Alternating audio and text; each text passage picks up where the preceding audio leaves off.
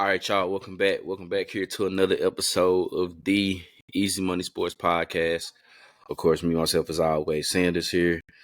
Got my guy Dupree here with me. Yes, sir. Yes, sir. Yes, sir. How we feeling? Hey man, we here. New month, March. Mhm. Man. Of course, obviously, a lot going on in this month. You got NBA going through what they going through. Yeah. Spring training with baseball, man. College is pretty much this the last weekend for men's regular season. Women's are already starting up their conference tournaments. The men's will be starting here soon for a lot of most other major conferences here soon. Yeah. Some of the mid majors are already getting theirs underway. And then obviously now we are less than, I want to say now, 5 days away from free agency popping off in the NFL. So March 13th is for that. So man, a lot going on, obviously, in the world of sports. Uh Side note, we found out here that there's gonna be a fight between Jake Paul and Mike Tyson. I don't even want to. Yeah, man, I'm gonna leave it alone. Look, I'm gonna say Man. it That's like this. crazy. If I really cared, I hope that Mike Tyson knock his lights out. I hope he do too, man. It's just, But I don't you talking about a dude that's about 60. yeah. Mike, what, 50, 56, 57, damn near Somewhere in 60. there. I will say that he still be out there training and he be smacking them pad. If you watch him, Yeah. this is It's the still how like he sound like he still got some to it he for still sure. got oomph behind them hooks. Yeah. But man, I'm not, man. Once again, Netflix and it's supposed to be on Netflix and everything. It's money, dog. It's money. It's money. That's So what it is. yeah, I don't know if I've watched any of his fights. Meaning Jake Paul. I don't think I've watched any of his fights, man. I don't, you know what? I don't think I have either. I You know, mean, I I've don't just think heard about everything, but I don't think they real. This will be the first real, to me, probably the first real boxer he has fought. And the man 60 plus. He close to 60. close to 60. That's wild. You know what I'm saying? If I if don't know, that, man. let's fact it. Cause what? He didn't. Then one time he fought Nate Robinson. He fought And, Nate Robinson. and then he fought. Tyrone Woodley, Yeah, he's 57. Mike Tyson is 57. 57. So He'll be yeah, 58. He'll be 58 in June. eh, I don't know, man. So you got it, man. Okay, you beat a 60-year-old. Okay, Right? What cool, they bro. do? Yeah, Cool. Go on in there, get in there with Bud. somebody. You feel me? Somebody, bro. Yeah, Golly, get in there with Canelo. somebody at least around your age that is super active. You feel me? Get Not in there nobody with who ain't Canelo. fought in like 20 years. We ain't that. That's a whole different conversation. So it is what it is, man. Do your thing, get your money. But I don't care. I don't care to watch, man. I'm more interested in the Devin Haney, Ryan Garcia. And then, to be honest, my brother got me into it for sure. I paid attention to it because I like John Jones, but I'm real big now into the UFC stuff Yeah, because of boxing is doing better now, but because of how boxing was, and it took forever to get certain guys to fight each other, the top guys and everything. UFC, man, they gonna give it to you. The top two right. guys in that division, what's up? Let's make it happen. Let's sign these papers and let's get this money. Let's get it on. So Yeah, I've become a little bit more. Still love boxing, but I've become a little bit more partial to the UFC just because of that.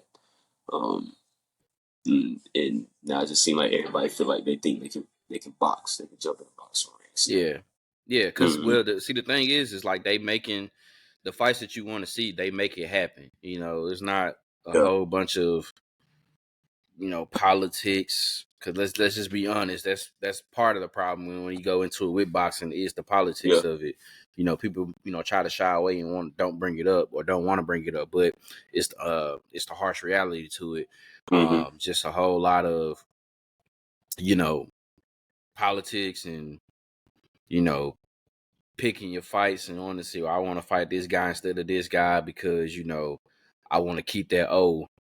behind, Yeah. in that loss column and everything like that. Everybody can't be Floyd, bro. You know what I'm saying? Like everybody can't be Floyd, man. You Mhm. can't finish your career undefeated, Yeah. and everything like that, bro. It's just not gonna happen, realistically. That's just not that. And I just think, oh, that's a whole nother episode for another time that we can talk about in the world Yeah. of boxing for sure, man. But we're really back in, as we mentioned before earlier, NFL free agency less than a week away, 5 days away, Hmm. March 13th. Some guys will already be getting deals into place here. That didn't have to worry about the franchise tag because that window I think was a couple of days ago that passed. For guys that can get that designated franchise tag. Obviously, some guys ended up getting good deals. Mike Evans got 2 years for I believe 52 million. Yeah. Um, 35 guaranteed. 35 guaranteed. So kind of knew he wasn't going anywhere. I feel like he's Tampa Bay. He's gonna be a buck for life, Yeah. pretty much probably now at this point. So, it depends. I mean, once again, him getting another 1,000-yard season is just crazy. The fact in dealing with the quarterbacks that he has to deal with in his career, outside of having He's Tom a Brady. surefire Hall of Fame, man. There's nothing. Yeah, I so don't know what else to make. you got that, and then there was a few other wide receivers who got the franchise tag. T. Higgins got the franchise tag in Cincinnati, if I'm not mistaken. I believe Michael Pittman Jr. got it in Mm-hmm. Indianapolis. Mm-hmm. Just to name a few, and then obviously there's some teams and some players who didn't get franchise tag, and now will be set to be free agents come the 13th on Wednesday, so they'll be able to to talk to whoever they want to talk to. And I, obviously some real big names. I forgot Legere. I think Legere Sneed got franchise tag That too. for Kansas City. So Yeah. Kansas City made their decision with that. And obviously, real big names that got left out that didn't get the tag. Chris Jones out in Mm-hmm. Kansas City. Saquon Barkley from New York didn't get it. Josh Jacobs, Mm-hmm. Christian Wilkins, just to name a few. I mean, there's a whole list of other guys that surprisingly didn't get franchise tag. Josh Allen, Calvin Ridley, none of those guys that was on Jacksonville's roster got that. They didn't get the franchise tag. I can't remember who got it, but um, was there anybody, far as like the notable players, that you kind of were surprised that they didn't get the tag or at least work the deal out for themselves with their respective teams, or did you think that most of these guys just ended up free agents were going to be free agents? It did shock me a little bit that Saquon didn't get tagged again. Um, Being that he has been the Giants' offense since he's gotten drafted by New York. He has been their offense. Um, so it shocked me initially, and then after thinking about it, it's okay. If I'm the Giants, do you want to pay him? I think they should pay him. I think they should pay him, but it also gives him opportunity to go out and check out the market and see what's going on. I don't know if he should resign with the Giants. Me personally, I think there's some other teams out there that are more competitive, that have some um, better rosters that he can go and contribute to, and help them excel and reach the ultimate goal. One of those being the Cowboys. I think the Cowboys would be a good landing spot for him because they're in dire need of a run game. And you have Saquon Barkley, that definitely helps your run game out and your passing game. But I think Saquon was the one. The Jerry Sneed is another one, but the Chiefs are going to have to figure out a lot um, because they have Chris Jones and the Jerry Sneed. Obviously, they tag Ladarius, so I'd imagine that they'll try to sign Chris Jones to a big deal. Try to keep him around for a little bit. But Ladarius Sneed, one of the better corners in the league, and they probably have, if not the best, top three cornerback tandems in the league as well, with him and Trey McDuffie. So you definitely want to keep that tandem together. So he's another one that kind of that that one didn't surprise me that he got franchise tag. Um, and then man, I would like to see. I want to see T Higgins stay in Cincinnati. I would like to see him get his money. it's tough, obviously, with having Jamar Chase and Burrow there. But I would love to see those guys stick together. So happy that he's staying in Cincinnati. I would like to see him get paid. But to answer the question, I think Saquon surprised me that he didn't get franchise tag. Um, because if I'm the Giants, I'm trying to figure out a way, and maybe they figure out a deal, or maybe they figure out a deal. But if I'm the Giants, I'm trying to keep Saquon for as long as I can because right now he's all we got right now. We still trying to figure out what we have a receiver.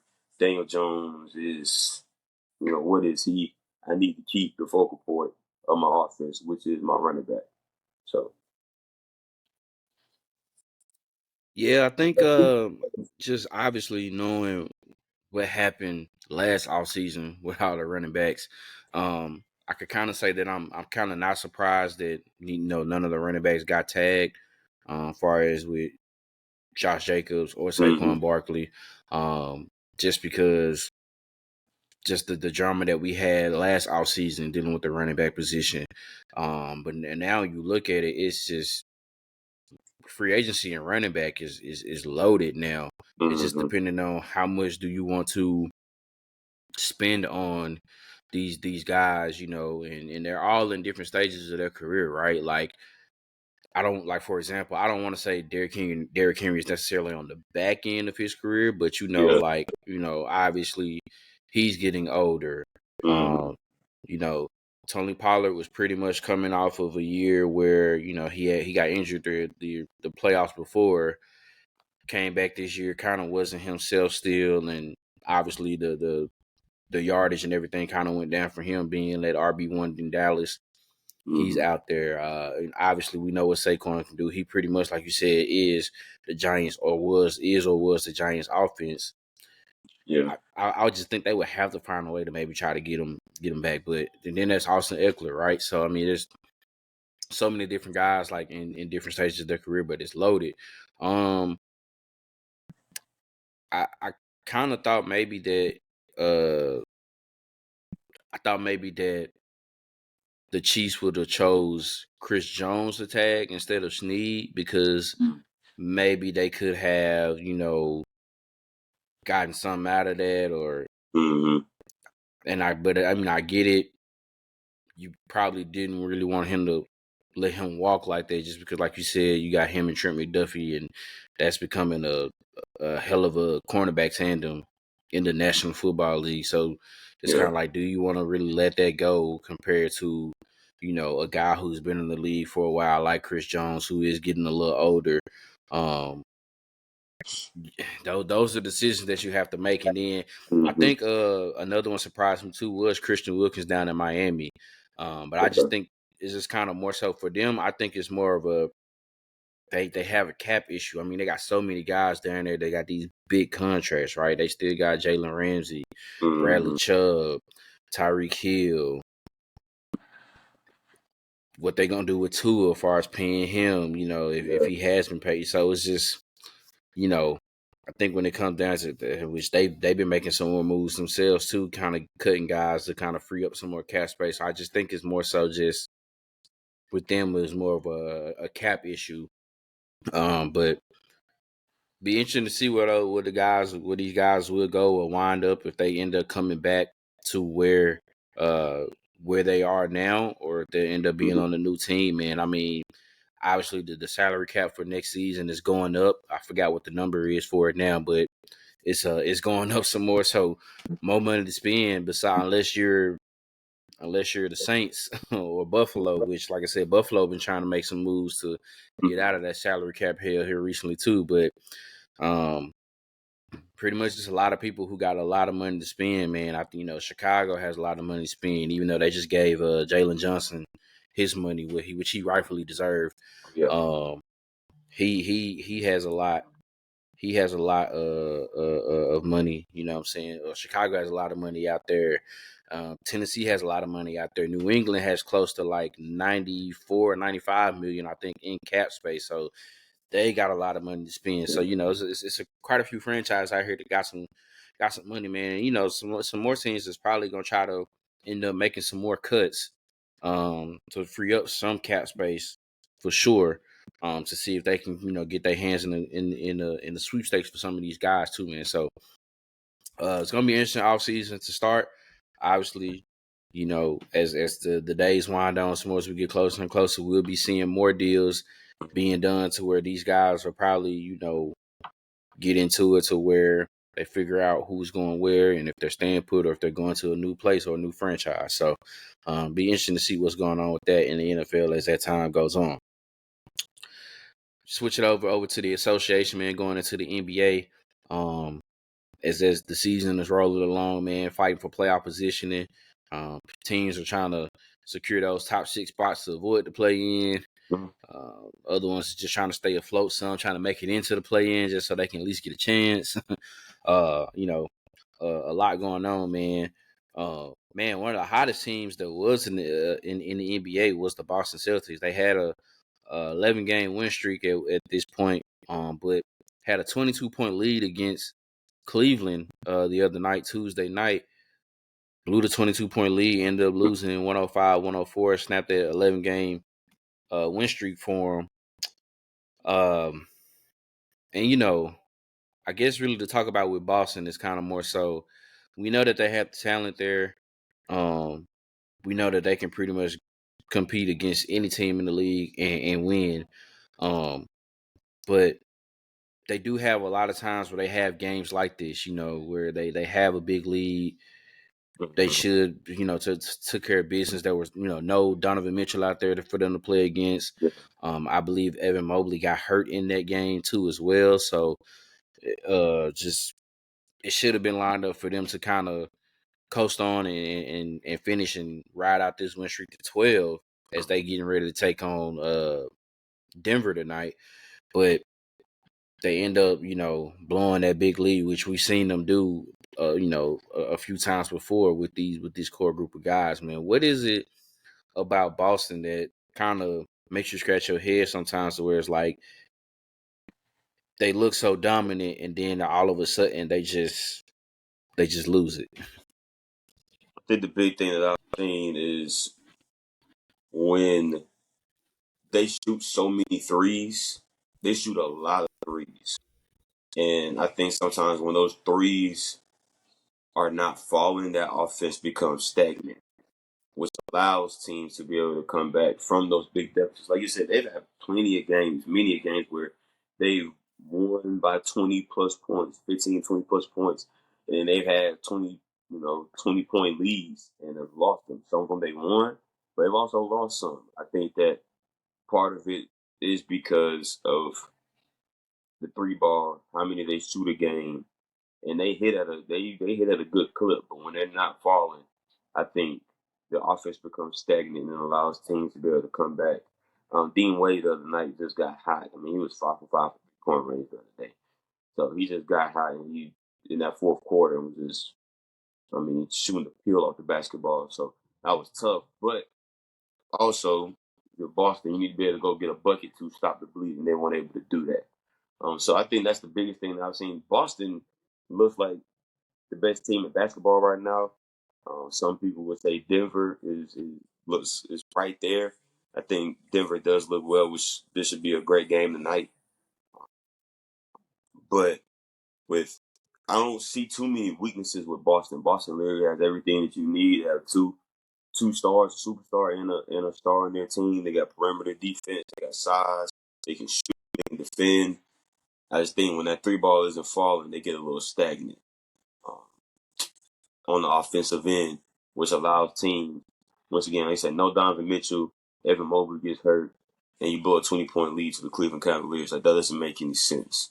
And although I think that Boston is probably the clear-cut favorite to come out of the East right now, you can't do that against the likes of Milwaukee, the likes of a Miami Heat team, a scrappy Miami Heat team. Like, you can't do that against some of the better teams in the East, because you'll find yourself losing a bunch of leads all the time against those squads who have very, very good players. So I think that's the big thing that I've taken away from Boston with their up and down, having big leads and then losing them. I think that's the thing that I see. Yeah, I agree with most of that as well. Just because, and maybe this is just really kind of just us nitpicking because I mean, obviously they still got the number one seed in the East. Mm-hmm. I still think they're it's them and everybody else. I still feel like there's a gap between them and Cleveland, Milwaukee, New York. I still think that there is a gap between all of those teams and Boston.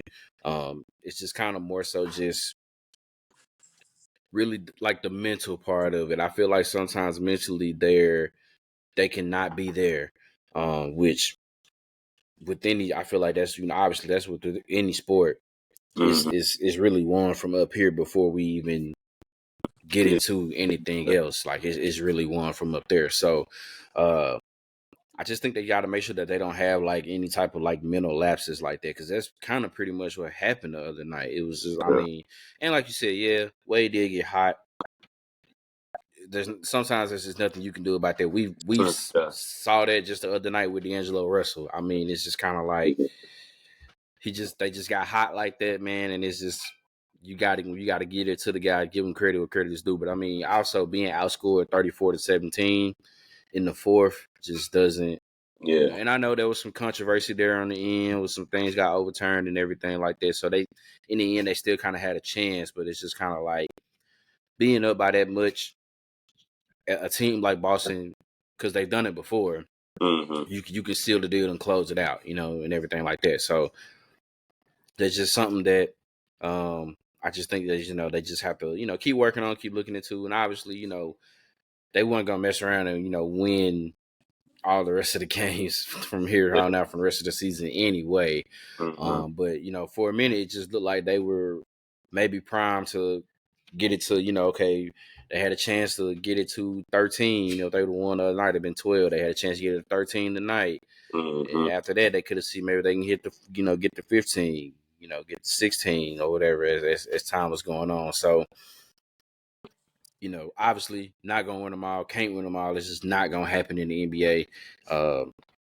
That that would be kind of comical to see somebody go 82-0, but it's just obviously some things for them to still work on just to make sure that they get themselves primed and ready for April, May, and Mm-hmm. possibly June as they getting ready, to go into that stretch of the season, man. Um, it's funny though. Speaking of Cleveland, coming off that win, but now dealing with more injuries. Obviously, Donovan Mitchell is already nursing a left knee injury. He's been out for the Mm-hmm. past 3 games. Don't know what's the status going to be for him. We mentioned about Evan Mobley getting hurt as well. And then over with New York, they've been beat up pretty much with injuries too. Now they got another one dealing with their star point guard and Jalen Brunson. Mm-hmm. Thankfully for him, it was just I want to say it was a left knee contusion. If I'm not mistaken, that's what his injury was. So not too bad of an injury, but they sat him out the last game, so kind of don't know what's the timetable for that. And they've been already dealing with injuries with to Julius Randle, OG Anunoby, so these are two teams that's right there in the thick of it in the top four, or right there in the top four, top five in the Eastern Conference. Trying to make a push to get up there to compete with the likes of Boston and Milwaukee.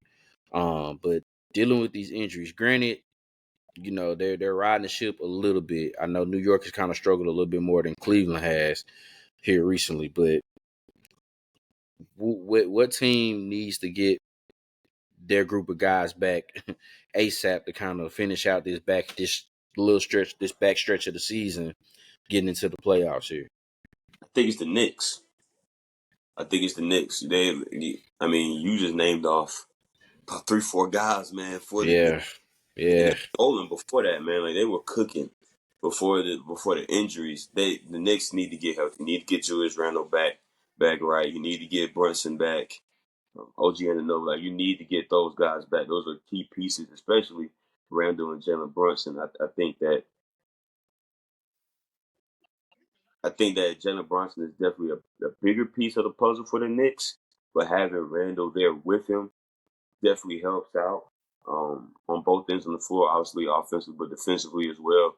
you need to have they need to have their full game of the guys. I don't know if they could beat Boston in a 7-game series. I think they Yep. can make a run to the Eastern Conference Finals though if they're completely healthy. So I think it's imperative for the Knicks to get back healthy, get OG, Brunson, Randall, get those guys back healthy, get them back playing with each other, back in the groove heading into the playoffs. You don't want the first time to be playing playing with each other to be in round one versus whoever it might be. Um, Knicks might be better than whoever they're playing in that first round matchup, but not the best time to try to get cohesion back with a group of guys in the playoffs. That's not the best time to do that. So um, the quicker those guys can get back in game shape, get back in the flow of what's going on with the Knicks, the better. Yeah, I agree with you on that one for sure. It's definitely got to be the Knicks. I mean, Julius Randle is capable of giving you 20 and 10, every Mm-hmm. night. Yeah, Especially if his shot is on, he can get you that easily. And then obviously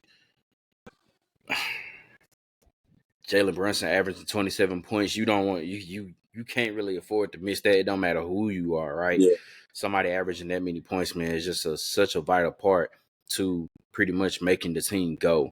And obviously when they made the trade for Anunoby from Toronto, he made a huge difference as soon as he got there. So we know how much of an impact that he has as well. But yeah, it's definitely got to be New York because I mean, where they are right now, I believe they're fifth. So but they're behind Orlando, behind Cleveland, behind Milwaukee. mm, So you know, where are you trying to where are you wanting to position yourself? I know they may say, seeding may not matter and everything like that, but there's got to be some teams that you feel like you match up a little bit better with, or yeah. like, do you want to play Orlando in that first round of your, the Knicks, or do you want it to where if you can jump up to the 3 seed, or jump two teams to jump up to the 3 seed and end up playing, playing a Miami or whoever else that may be in it? Do you feel like you're better with them to where if possible, you can try to avoid Boston as long as you can, and if you Yeah, try to get there, meet them in the Eastern Conference Finals or anything like that, because you know, we hadn't said this a lot of times here over the past 20 some odd years, but New York can be in the discussion to be one of those teams to have a run to get to the Eastern Conference Finals. It's no, for sure. there, like they Yeah, do. You know what I mean? Like it's not like I say, it's a gap between Boston and everybody else. But as far as like who can be that other team that can compete with them, you have to throw New York into that conversation. Same thing for Cleveland too. You have to throw them to that conversation. Obviously, you can't forget about Milwaukee as well, who were turning the corner themselves here until last night and they lost to Golden State. But um, they've come on strong here of late as well. So obviously both teams want their guys back, especially since the fact now it's kind of like one on top of another. You're trying to figure out when Donovan Mitchell's going to come back for Cleveland, and then, oh, dang, Evan Mobley goes down. So it's kind of like, all right, what we do with that? And, the Knicks been dealing with this really since before the All-Star break. No yeah. Randall, no Anunoby. Mm-hmm. Jalen Brunson is kind of, holding it along down the fort, and then it's like, boom, here he comes. So it's just kind of like, a lot's been going on with them. So, they being the Knicks needed definitely a lot more, I would say, than Cleveland. But both teams in general kind of need their guys back out there on the floor. That way they can kind of make this push to compete. Because they could end up seeing each other possibly maybe in the first round, or in the if they get through their matchups where they are now, meet up in the second round or anything like that. Depending on what happens. So, um, they need their guys and need them quick because, like you said, you don't want it to where it's maybe the last week of the season or right before the playoffs, and now the lineup from January is back out there, but they haven't played together since January, and it's just kind of like it just doesn't bode well. It's kind of almost like that. It's kind of almost like comparing it to the NFL where that team got that bye week, but they haven't played with each other in like 3 weeks. And then it's like, is it rest versus rest? Like, where are we at with that and everything like that? So, um, guys got to get healthy and get back on the floor as soon as they can. And hopefully they do, man, because obviously the product of the association in the NBA is a lot better when the stars are out Yeah. there on the floor, man. It's definitely night and day when they aren't out there how it is for every team, but Mhm. especially for the more better teams that's trying to make that push into the playoffs. So we had some news to come out here with our boy Zion Williamson. Go boy. And okay, yeah. I be clowning. Yeah, my boy Zion Williamson, right? So obviously, everybody's still a little bummed out about how the dunk contest went, Mm-hmm. and we've been obviously everybody for years has been making the push, clamoring for the stars need to get back into the dunk contest, and I think that they're hearing it because obviously this conversation is being had with them. And he was at a press conference here, and I guess the conversation was just went along, and the question arose about possibly seeing Zion in the dunk contest. Mm-hmm. And he gave I would say, a pretty legit answer, and an answer and a response that I'm not really upset about. I think it's legit. It's kind of almost like an ultimatum, but kind of makes sense in a way. So he basically came out and said, and I quote, if he'll be in the dunk contest under one condition. He has to be voted as an all-star. So what the quote said was, if I'm in the all-star game, I'll do the dunk contest. But if I'm not, I'm not doing it. How you feel about that? First inclination is you got to play enough to be an all star.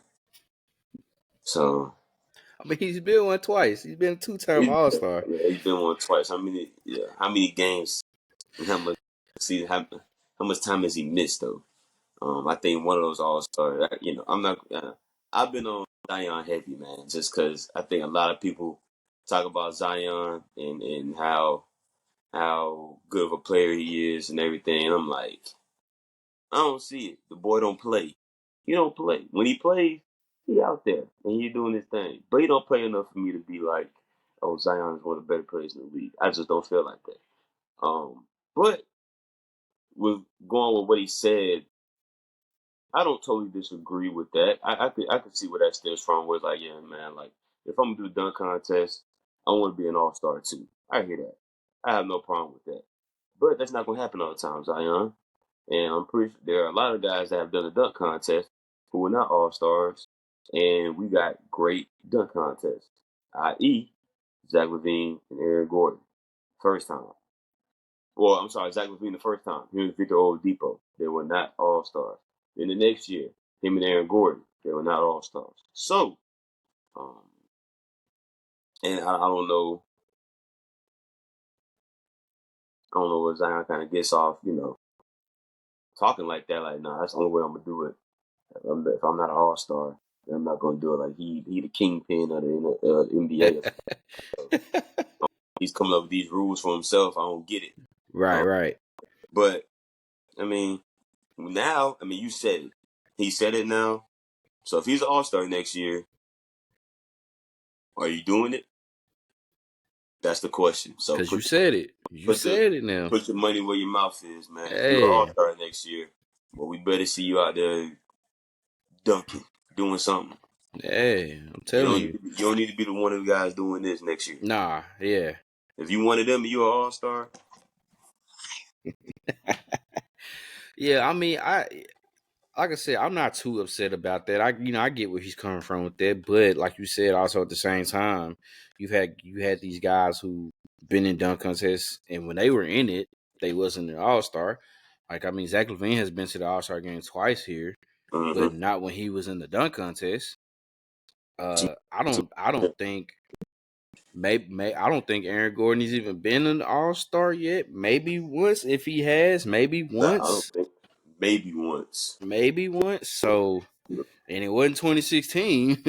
No, it we was. we know that, it wasn't that then. So it's just I don't know. I mean, But I would say I like the fact that of him just kind of throwing that out there, putting it in the conversation and everything like that. Like, however, like you said, if that happens and you end up being an all star, because you know maybe depending on who you talk to, it was a possible snub this year because of really how well New Orleans has played. Them being right there in the thick of things in the playoffs, but I think there was other Mm-hmm. the best ability is availability. So No doubt. it all boils down to that for sure with Zion. So it's just kind of like if you're gonna be available, then sure, let's do it. But Mm-hmm. and I think people would notice that and be like, okay, you're deserving of being an all star. But if you're not really out there on the court enough compared to some guys who may not have missed anything, missed a game or two games or anything like that, compared to you missing six within that span of the start of the season up into getting close to All Star break. Yeah. I mean, what you want us to do, what you want the fans to do, what you want the coaches and media to do when they come to selecting the All Star team. So I don't know, man, but that's Yeah. kind of like a wait and see. I just like I said, I do like the fact that he kind of mentioned that and just kind of bringing some attention to it because Mm-hmm. which kind of also let me know is that I think the players know. All right, the people have been talking like obviously they've been saying it for a while now, but it's like oh bleep, this is like this is legit. Like y'all really want us to be in this? Yes, we really want y'all to be in this. Like we, Yeah. the the dunk contest is starting right now. It's It's bad. hurt. It's Hurt. hurting. It's hurting. It's getting to a point where When every say I'm we hurt, don't ask me. we don't, for Don't ask. real for real. Don't ask me. But it's getting to the point where I don't want to say it'd be almost better off without it, but Getting close, boy. it's getting there. It's getting there. So you know, I hope the guys are realizing that and seeing that, and Mm-hmm. maybe this could be a possible domino effect of other guys saying, okay, well, hey, yeah, if they would be, because I think they would be kind of turned if everybody who participated in the dunk contest were actual all stars too, because then it's kind of like, all right, Still getting the best of the best. you give me a show on Saturday. It's kind of like you said on the previous episode. You give me a show on Saturday. Now I can't wait to see what's gonna happen on Sunday for the All Star game. Now I know like Yeah. yeah and everything like that. So I don't know, man. That'd be interesting to see what happens with that. But that also could be just a whole bunch of talk. Could this, be this, people off his back. this this could be a whole bunch of talk, man. Just get So people off his back. Like, all right, man, y'all leave me alone, bro. yeah, yeah. But obviously, man, now we down to a lot of people's favorite time of the year. Here down to the month of March Madness. As one wise songwriter would say, dress it up and make it real for me. Look to make it real. Whatever that effing means, but Y'all know who that is, man. Keep it in. yeah. for sure, for sure. Yeah, you don't know That's that. I don't know what to tell you. I don't know what to tell you, but it. obviously, in the world of college basketball, man, the regular season is coming to an end. Mm-hmm. Conference tournaments are getting ready to happen. Some conference tournaments are already underway, as far as like the mid majors and men's, and then the women's tournaments have started this week as well. Mm-hmm. Um, a lot's been going on with that. Um, when you look at it, as the teams are getting ready here to fight to try to establish themselves as a lock to make the tournament, seeding, or just these bubble teams trying to get in. Is there a conference that you're looking at to kind of see what happens in that conference tournament? I've really, really, really been paying more attention to the SEC this year as far as basketball goes. There are a lot of good teams in the SEC as far as basketball. Yeah. I think there's going to be at least 6 teams from the SEC that's going to be in. It could be more. I mean, just last night potentially you could have had South Carolina would have beaten Tennessee. You could have had a 5-way tie. You could have almost ended up with a 5-way tie for the season. For the regular season championship, man. Um, between Tennessee, South Carolina, Alabama, Kentucky, Auburn. Like there are a lot of good, solid basketball teams in the SEC, and I think that the tournament is going to reflect that. I think there'll be some some upsets, some teams that lose that probably one thing would have an early exit in the tournament. Um, the SEC has surprised me because I think when you think college basketball, you're thinking more Big 12, ACC, because they have the old, a lot of old Big East teams, and even Big Ten. You're really not thinking, there are a couple teams every year. Obviously, you have the Kentuckys of the world, you have the Tennessees of the world who are known pretty solid basketball wise, but it's just top to bottom in the conference. Recently, you got Alabama, who's been in Arkansas a little, more recently, but normally Kentucky, Tennessee, Florida, and that's really about it when we think about college basketball when it comes to the SEC. But like I said, I named off the 5 team. What could have been a 5-way tie for the regular season title in the SEC. We got a lot of good teams, and I think I think the top five. I think the top five will make it regardless. Let me say that. But you could have another 2 or 3 that get a shot at it. The next one would be the Big 12, but I'm so disgusted with Kansas right now that it's hard for me to watch them because Houston has been doing and giving everybody the business in the Big 12.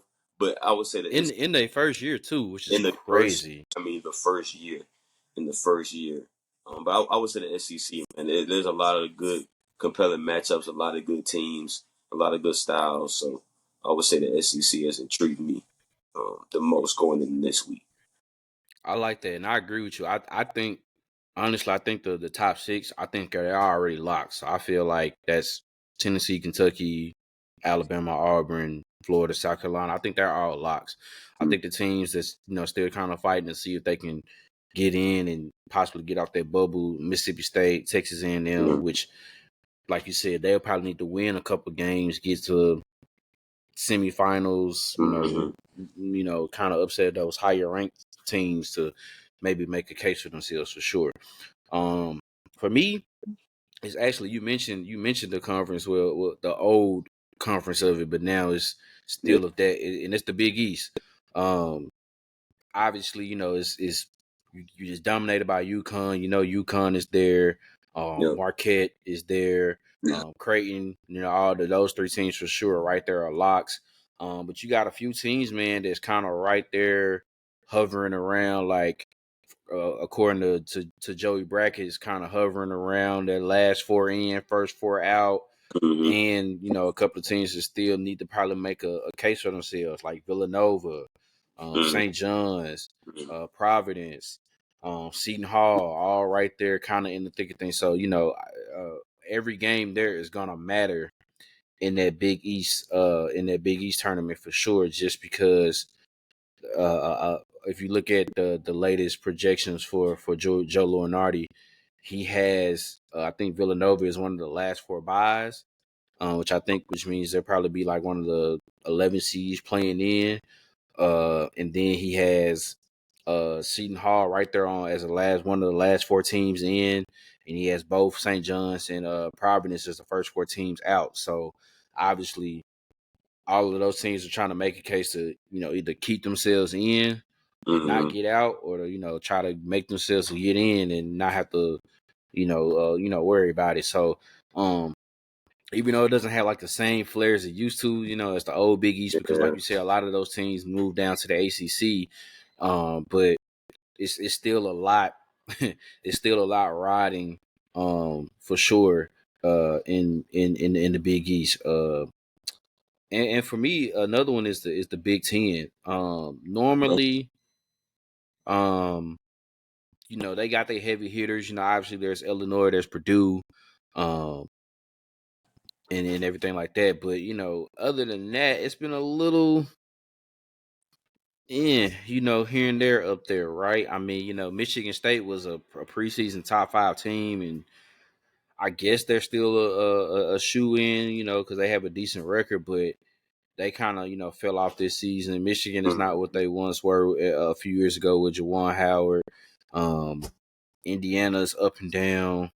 It's just it doesn't have that same oomph about it to where the Big Ten you would think, man, we got at least 6 or 7 teams locks. It's kind of not like that this year as it has been in the past, man. I think obviously when it comes down to it, to me, I still think the Big 12 is still the best basketball conference Yeah. in out of all the Power Six schools. Just because, especially now, you got the addition of Houston in there now, so it just adds it even more. I mean, think about it, right? You got a team like Texas, who I think is they're I think they have like 21, 22 wins on the season, and they're like on the bubble. I think if you obviously if you put them in any other conference, they might have been like a lock for the most part. But this is Yeah. just that's how deep The Big the 12. Big 12 is. So it's just the fact that, and it's every single night. It's back and forth, man. Ooh, That's there, it's just drag down, knock down. Like, when's the last time you talk about Kansas? When's the last time you seen Kansas with this many losses in the regular season, bro? I can't tell you the last time in my lifetime. I it's don't think tough. I've ever, It's you know what I'm tough. saying? I don't think I've ever seen this. Yeah, it's tough right now. Yeah, like Texas has 19 wins, but looking at the Big 12, Houston is 27-3. Iowa State, who surprised me, is 24-6. Baylor is 22-8. Texas Tech is 21-9. Kansas is 22-8. BYU is 21-9. Then you have TCU at 20-10.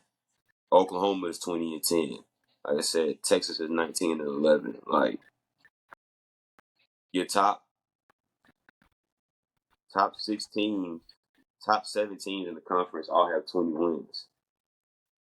All of them have 20 wins overall, and all of them in the top five have double-digit wins in conference. So it's a gauntlet, man. It's a gauntlet right now. That Big 12, like I said, with the addition of Houston, of Cincinnati, of BYU, those other teams that you added from the American Conference, Independent, all that. It's rough.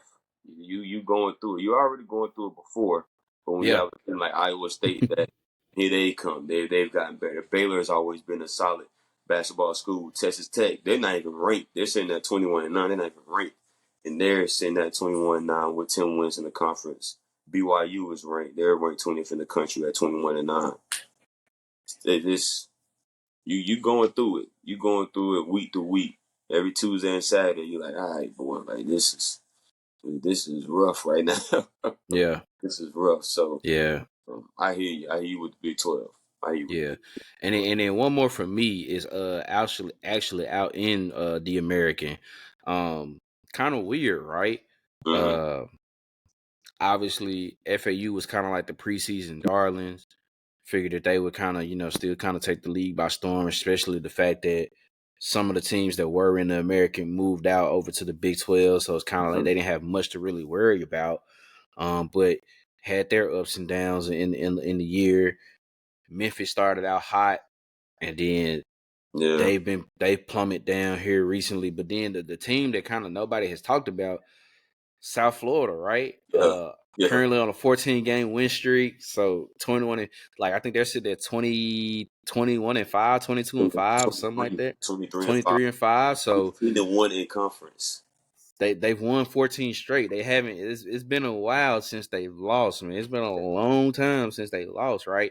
And to me, what's so weird about it is they kind of, depending on who you talk to, some people still have them like on the bubble, and I'm like, how do you have a team that's won 14 straight on the bubble? But then I looked at their Boy. non-conference and I was like, all right, Mm-hmm.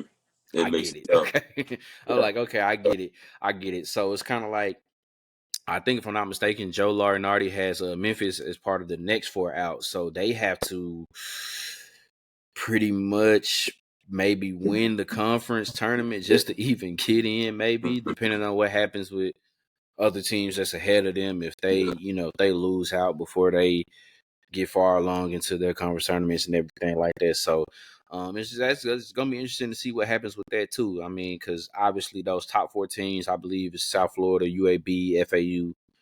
No, is it? No, I'm sorry. Is UAB in there or is it Charlotte? It's Charlotte. Charlotte. So It's in Memphis. So yeah, it's you. um, South Florida, FAU, Charlotte, SMU, and then Memphis. yeah. So you know, as that's a small little mini gauntlet right there too, man. So the Americans gonna be something to look out to because will they just get one bid or will they get multiple? So it's just kind of how would the committee look into Mm-hmm.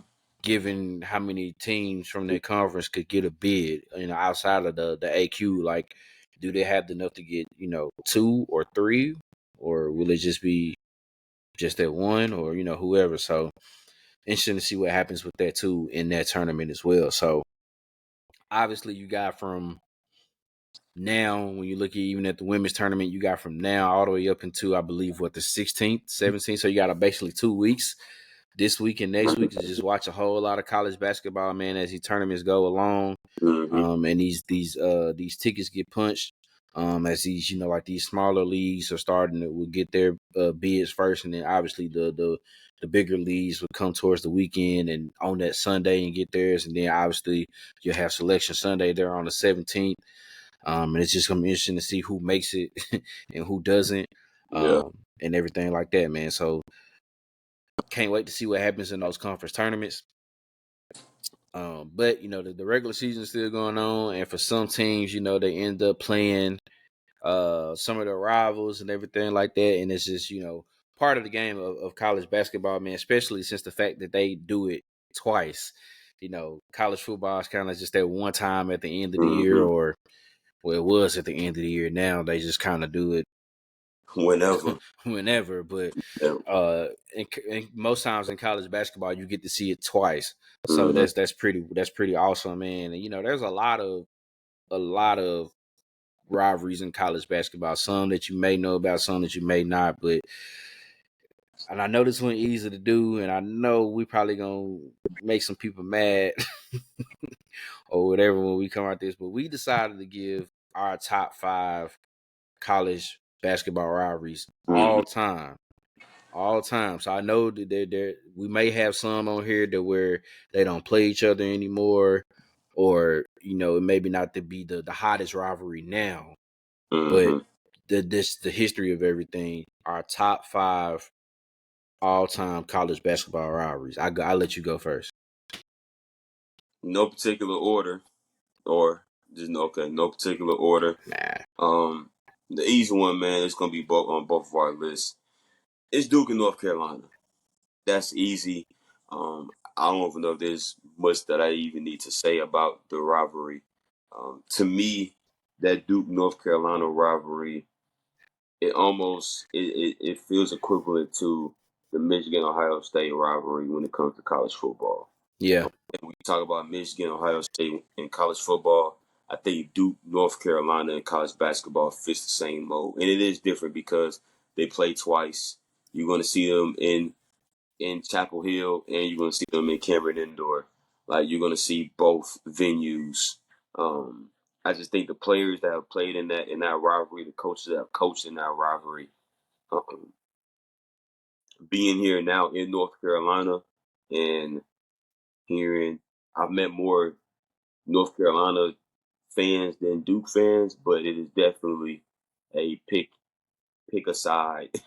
It definitely gives that pick a side, that Auburn, Alabama, Florida State, whatever, when you got those two squads that share a state, like it's pick one, and that's it. So Duke, North Carolina, I think that goes without saying. I think that's easy. Next one for me that I've definitely paid a lot of attention to, having been following Kansas, is Kansas State. Now I know that recently, or in years prior, it's been a little more lopsided just because Kansas has been rolling. But over the last couple of years, man, Kansas State, they've had some really good squads, some really good teams. Last year, they had a great squad. Um, and obviously, these two teams do not like each other at all. There's one of those in-state rivalries. I think Kansas State is another one for me, dating back to when Frank Martin was at Kansas State. When they were given, those matchups with Bill Self and everything. Um, Next one is going to be Louisville and Kentucky. I think it's Louisville and Kentucky. Now, and let me correct myself. It's not Louisville. It's Louisville. So for my boys gonna listen to this. You heard me say Louisville. He gonna be like that. You saying it wrong, bro. It's Louisville. All right, Louisville and Kentucky. I think that um, two powerhouses when it comes to college basketball. Kentucky is definitely a blue blood. You can almost make it. Louisville is not a blue blood, but they're not too far off, man. Louisville basketball has had a lot of great years, a lot of great teams. Especially if you go back to those Rick Pitino days when he was there, man. Like you had some good teams with Louisville back when there was Big East, when they were playing in the Big East and everything. So um, I'm going Kentucky, Louisville. These last two were tough, man. The last two I was looking at, it was tough. I was trying to figure out what I wanted to do um, with those. I had to go with an old Big East. I had to go with an old Big East, and there's a couple Big East rivalries that you can go and look at. But one of them that I saw is Syracuse and Georgetown. Um, I hated it, man, when the Big East dissolved because you lost the Syracuse, the Georgetown, the UConn Syracuse, UConn Villanova, Syracuse Villanova. Like you lost a lot of those great games, man. But Syracuse and Georgetown is one of the best rivalries in college basketball. It might be up there. Maybe you almost could put it up there with a Duke North Carolina, man. The Big East was just basketball wise before this all was probably the best conference, top to bottom. And if you think about once again the coaches, the players that have played for Syracuse, that have coached for Syracuse, obviously you think of Jim Boeheim, excuse me, and then you go to Georgetown with all their great players and great teams that have come through Georgetown. Um, Two teams I know Georgetown has kind of fell off a little bit, and also Syracuse as well. They really haven't been what we're used to seeing them be over the last couple of years. But when you think about like Sanders said, you're talking about all time. I think it's hard not to put a Big East rivalry in that with Syracuse and Georgetown. Um, and then the last one, man, it's kind of back and forth, but I had to go with another Big East. I had to go UConn and Syracuse. I had to. I don't know. I wanted to feel right if I didn't put UConn somewhere in this. Like I felt right not putting UConn somewhere in this, man. I watched and I remember watching a lot of UConn basketball. Um, Once again, the tradition and the tradition of UConn when it comes to basketball, not just men's but women's as well. hmm With Jim Calhoun spending as much time as he spent at University of Connecticut with all those great players. You're thinking about um, Jeremy Lamb and Cardiac Kimba and all that stuff. All those great Big East tournament games, and then the matchups when they matched up with Syracuse and when Jim Boeheim and all those guys, man. That's one of the rivalries. They don't play each other anymore because obviously Syracuse is in the ACC. But that's another one of those rivalry games where it's like, man, like that. You think about Big East basketball, that's what you're thinking about. You think about them playing in those great tournament games and playing in Madison Square Garden, um, and everything. All those matchups with them being top 10, being in the top 10, being in the top five, playing playing in the I don't know how many times they've done it, but potentially playing in the NCAA tournament. Like those are the days that a lot of these younger guys don't know about. They don't know about the Big East. They don't know about Big East basketball because it's not really talked about a lot now. Right, Villanova's kind of falling off. Georgetown isn't what it used to be. Marquette, even you could throw Marquette is definitely one of those squads. Creighton is always in the mix, right? Seton Hall is normally somewhere in the mix like that, but Syracuse and Xavier was always one of the top teams in the Big East. And like I said, when Louisville was in it, yeah, Louisville, Georgetown, Villanova, like those were the squads, man. You talking about some blue bloods? That was it. And I think that if there was a rivalry I had to pick to sum up the Big East, I think for me it would be UConn versus Syracuse. So those would be my top five. It would UConn, Syracuse, Syracuse, Georgetown, Louisville, Kentucky, Kansas State, and Duke, North Carolina. I like that. That's solid. Who did you have like? I guess like honorable mention outside looking in type deal. What other ones were you looking at that you would kind of? One of them was Michigan State. That was definitely a one that was Michigan State. I was looking at that one. I don't really. I saw Michigan, Ohio State. I don't consider that basketball. That's not basketball for me. That's football. Yeah, Um, but it was the one right there was definitely um, Michigan State, and then another one was Indiana, Purdue. The other one was Indiana, Purdue.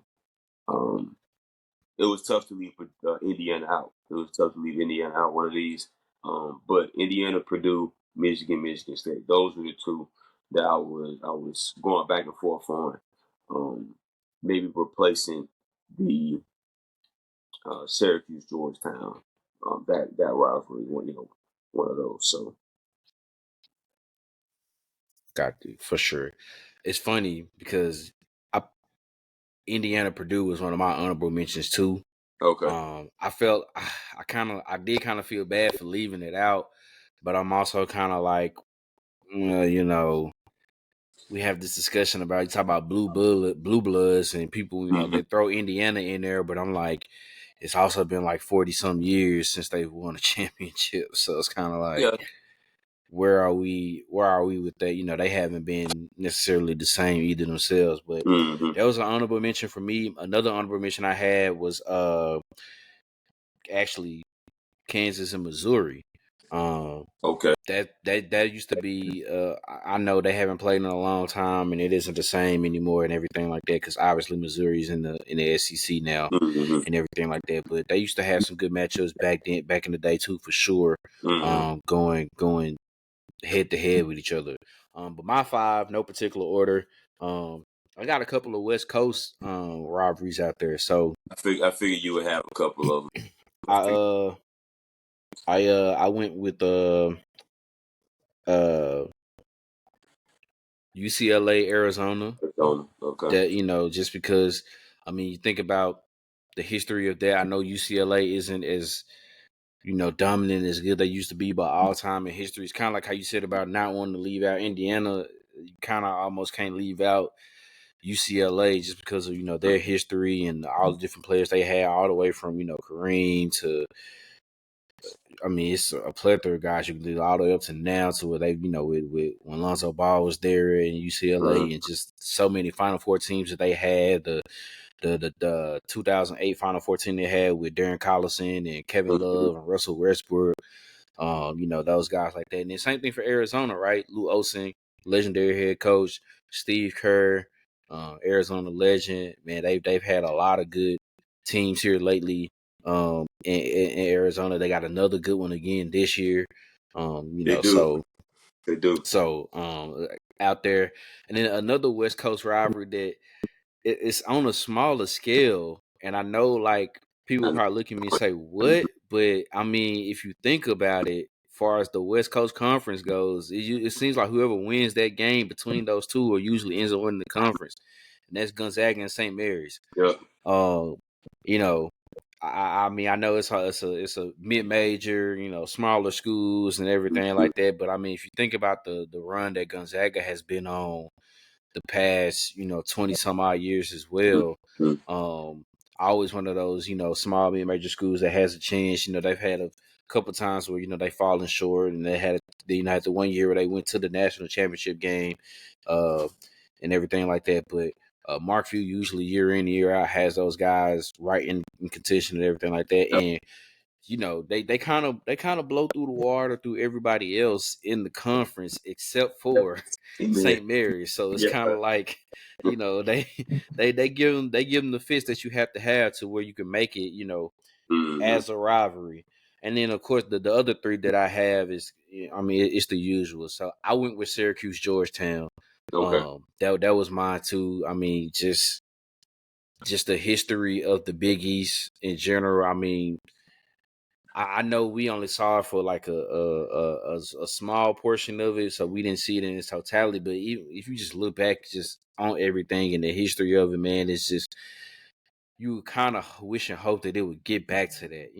Not saying there's nothing wrong with the Big East now, but I mean, like, it was definitely better when they had all of those teams there. Like, Yeah. I'm not, no disrespect to like Creighton and the other schools is all there now that wasn't that's not original Big East members, but the original like Big Yeah. East was like prime time like basketball. I mean, Those you are you good talk games, man. yeah, you talk about Syracuse and UConn, right? I don't think nobody would ever forget that 6 overtime game that they Dude. had in that I almost said Big Ten, in that Big East tournament. Like, I was thinking to myself, I don't know how much longer I can try to pretend to act like I'm asleep in my room while this game is Yeah, going on. I'm trying not to like make any yeah, noise, I'm but I'm like, supposed to be asleep. I got put school in the the morning. light on. And, man, like I can't take the funk no more, man. Yeah. I'm gonna come get you, but I'm up. This is too good right now. This is too good. Yeah. So I definitely put Syracuse, Georgetown in there for sure. Kentucky, Louisville. I mean, the past couple of years it hasn't had the same type of fire because obviously Louisville is going through a transition and everything like that. But all in all, that's always one of the better non-conference games that you get Yeah. year in and year out. Because it's great because a lot of these rivalries that we're mentioning here are conference games. Mm-hmm. This is probably the top non-conference basketball game that you normally Probably. get. Yeah. Maybe outside of when they started doing that whole Champions Classic where they got Uh, Kansas and yeah. Michigan State and Kentucky all playing each other and Duke all playing each other, but like consistently year in and year out, this is probably the top like non-conference rivalry that you can think of Mhm. in college basketball. I mean, and they do it more consistently. I mean, Yeah. because I know like far as regionally here, everybody wants to throw in with Tennessee and Memphis, but they don't play each other every year like that. Mm-hmm. There's always something going on where they can't play each other every year. So Mm-hmm. Kentucky, at least Kentucky and Louisville is doing it right. And I mean, just the history of it, the string of different coaches and players that they've had come um, through both of those programs is just undeniable. And then of course, like you said, man, North Carolina Duke. I mean, I agree, right? It's like you said, it's right there with Michigan, Ohio State, and college Mm-hmm. football. You can even throw it in like the Iron Bowl. Yeah. This, Lakers, Celtics, Red Sox, Yankees. Like this is It's right it's up there, right? Like all time, not even just like in college basketball, it's probably number one. But then when you throw in like just all the rivalries in general, there. Mm-hmm. college and professional, like when you mention, I feel like you can't go without mentioning North Carolina Duke when you mention all of those other rivalries that we have like in sports in general. It's crazy, right? Obviously now North Carolina leads the all-time series, but when you think about the last like I think 100 matchups, it's like I think it's 51-49 Duke. Like it's that's crazy, right? So because a lot of times people want to be like, oh, well, this is a rivalry, but then when you look at the numbers, you'll be like, well, you don't win enough Okay. Yeah. You to ain't. You ain't. you don't win enough to say that this is a rivalry, right? Like kind of let's just how you talk about how you kind of pick a side as far as like in the state when it comes to Duke and North Carolina, and then you have like those 200 some odd people that be like, yeah, Wolfpack, North Carolina State, and it's just kind of like, what? Nah, yeah, like you Yeah. don't win enough. Would it come to Like record say no, be who is like, that? yeah. No, What? North Carolina State, who you probably need to.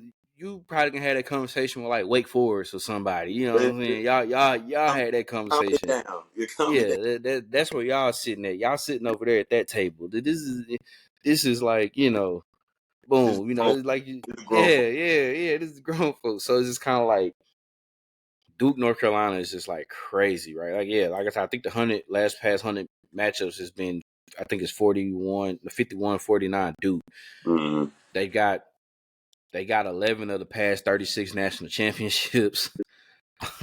I mean, year in and year out, both teams are always right there in the race of having top recruiting classes, Mm-hmm. and the fact that it's still happening like this, and they're transitioning from two legendary coaches on each side, like Yes. Roy Williams and Coach K, like in their own respective rights, two legendary, legendary coaches, and the fact Mm-hmm. that they're still able to have this mystique in doing this with Coach Snyder, with Coach Davis, and the rivalry is like still like there, this brewing. It hasn't fell off like at all. And I think that's what separates their rivalry from like others. Like there hasn't been no like real fall off. Every now and again there's a year where one team may be struggling kind of more than the other. Mm-hmm. But a lot of times more than not, both of them are usually ranked in the top 10, top 5. This is, something's on the line where this could be a chance for a regular season ACC championship, to win the conference championship. And I mean, to win the conference tournament championship. And obviously, a couple years ago, we finally saw them the first time meet up in the NCAA tournament. We saw how crazy that game was in the Final Four. Like, it just, I mean, every time I see the picture of Caleb Love making this shot, I retweet it. So I just got to do it. I just got to do it. I North can't help Carolina guy myself. over here. I can't help myself. You know what I'm saying? North So Carolina guy. for sure, can't help myself. But I mean, I don't see how you can, if you were to put it in order, I don't see how you can argue That's got to be number one. anybody else to be number one. You know what I That, mean? Like, it's just, that's the number one rivalry in college basketball, and that's the conversation. Why? Because I said so. That's it. Like I don't know, yeah, like nothing like yeah. it's there's no other To rivalry. where to where both to where both programs are truly like successful, Yeah, consistently I, successful. It's just, yeah, like you said, there's 11 out of the last 36 have come from these two national champions, and they play each and other it's in the yeah, same conference. and it's yeah, in the same conference, right? And and of course, every now and again the ACC gets wild, right? To where you see Virginia now has gotten to the point where you can kind of put them in that conversation. Yeah, But every once in a while you catch a Wake Forest, you catch a or North Carolina State ends up having a pretty decent year. There's Miami. Yeah. yeah, Miami, and there's there was and obviously when some of the Big East schools come down to the ACC, where when Syracuse was really good, that they'll come Mm-hmm. in and they were in the thick of it and everything like that. But normally, bro, 9 times out of 10, I mean, Florida State, right? That's Every now enough. and again, Yeah. but 9 times out of 10, it's either Duke or North Carolina that's winning that conference. It's just, That's it. it is what it is. Mm. Like, no other rivalry can have that to say where it's gonna be just us, because it's kind of like for example, right? We talk about the Big 12, but like honestly, before now, it was Kansas, everybody else. Everybody. When it comes to like winning it consistently, I mean, every Mm-hmm. now and again you get a Kansas State, every now and again you get a Oklahoma. Mm-hmm. Oklahoma Okay. State might, a Baylor here recently, Iowa State here recently. Mm-hmm. They'll do it, but at the end of the day, it was still Kansas and everybody else. The fact that those two schools, being Duke and North Carolina, can just, I mean, do that, and it both teams could be 0-24, or they could lose Whatever. every other game, right? If they win one of those or both of those matchups, you hearing it until the next, you That's hearing it. it Yeah. until the next time. Like, I'm not gonna lie, I'm worried for my boys. I'm On worried for them this Saturday. Saturday. I am. Yeah. because the last matchup in Chapel Hill was fine. We came out on top. My boy Armando, he talked a lot of noise after that game. You know, he was like, "Oh, the ACC run through me," and then we ended up losing like 3 out of the next 4. It was just, it, Like, it, hey, bro. it was, Hey, quit it, talking, it was, bro. it was terrible. And I just know that the crazies are gonna be They're gonna be on them. crazy. Not even gonna be the word to even explain it, right? I just, They're gonna be ready. it's gonna be wild, bro. That's not that's not an easy place to play in for sure. So Mm-hmm. man, I don't know, but I'm pretty sure people are probably thinking we left off a whole bunch of other you know Yeah, rivalries I out could have put one there. of the West Coast ones on there, man. But it's all good. It's I mean it's kind of regionally, you can kind of understand it. I feel like if we went out to the West Coast and we asked that, we probably would have heard a bunch of more. I mean, people probably would have ended up saying, USC, UCLA, depending on who you're talking to, right?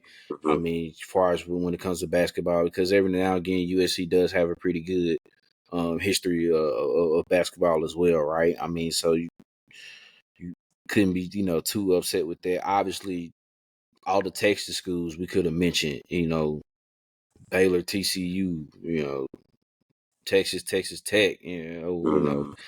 um, if you think about out this way, if we just went like strictly conference, right? I mean, probably in the SEC, post would probably say Tennessee, Kentucky is a Yeah. is a Lucky. a pretty good pretty good robbery. Kentucky, Florida, Mm-hmm. so um, it just I guess it's just would all just depend on who you were talking to and everything like Mm-hmm. that. But in the Midwest, you probably we probably would have gotten Michigan State, um, For sure, Indiana, Purdue. You would for have got. Indiana, Purdue, You um, might have got Indiana, Kentucky. yeah, Indiana, Kentucky would have been a good one. Um, I think if you want to say Illinois and Iowa here recently, they've been Back kind of at it here back and forth for up. sure recently. But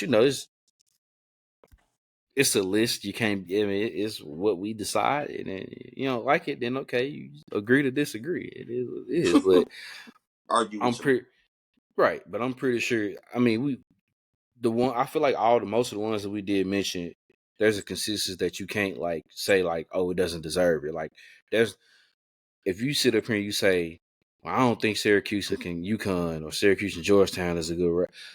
You're probably 12, so you don't even know. You know what I'm saying? Like you don't even Yeah, know.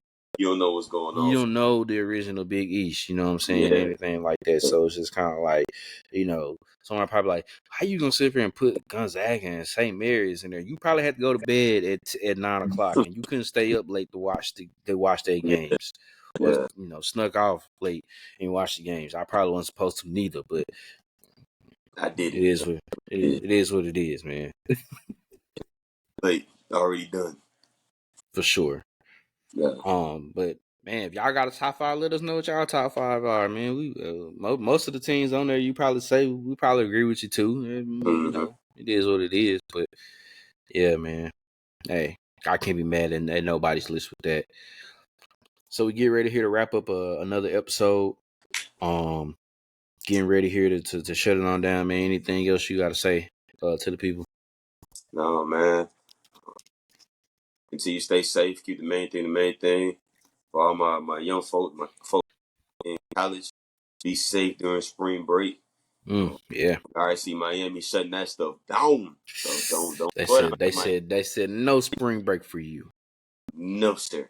So be safe, be smart, have fun, but just do it the right way. And that's it. That's really it, man. Yeah, same for me. Man, y'all enjoy yourselves. Be safe out here. Um, Shout out to all of the schools that are participating in the Tennessee State tournament, both Mm. girls and boys. Um, these next couple weekends, I don't have no true dog in it.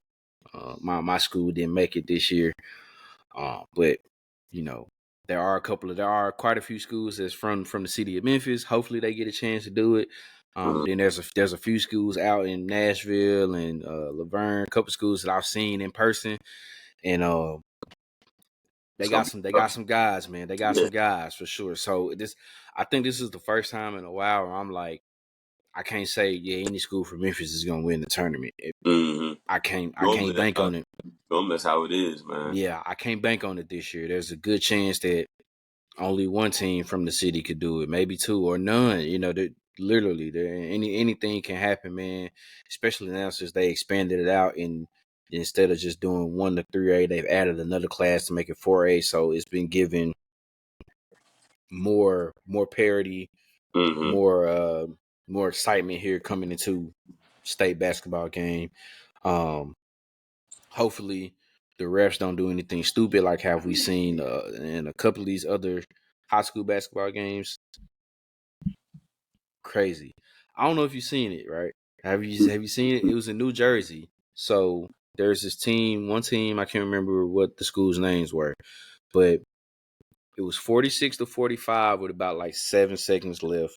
Yeah. The team who was down a bucket drove down, missed the first initial shot, got the rebound, put the ball up in the basket before time expired. They counted it good. Then the refs went back and overturned the call and said no good. And waved it off. Waved it off. No replay, no If nothing. there's no replay, right? Yeah, that's what I'm saying. No replay, no nothing. You went back and was like, yeah, This nah. dude, if you go, bro, I promise you, if you find a video, I'll send it to you. If you Yeah. go through the comments, people are screenshotting like when the player let go of the ball. There's like a half a second left. We talking about 0.5, 0.4, like Plenty of time. plenty of time, and they just, yeah, Sheesh. man, yeah, man. So it's rough out here, man. Hopefully the Yeah. refs don't do anything like that here in Tennessee State basketball tournament. But Yeah. um, man, like always, like and subscribe to the YouTube channel, man. Support us there. Follow us on all the social medias. We appreciate the support. Uh, love black women, cherish black women, protect black women. No means no. No means no. We just talked about it. Spring break out here for the youngins. Hey, y'all be careful out here, man. Enjoy yourselves, but y'all be careful out here. Mm-hmm. We don't want nothing happening to anybody, Yeah. and everything like that for sure, man. So, until the next time, this has been another episode of the Easy Money Sports Podcast. Peace.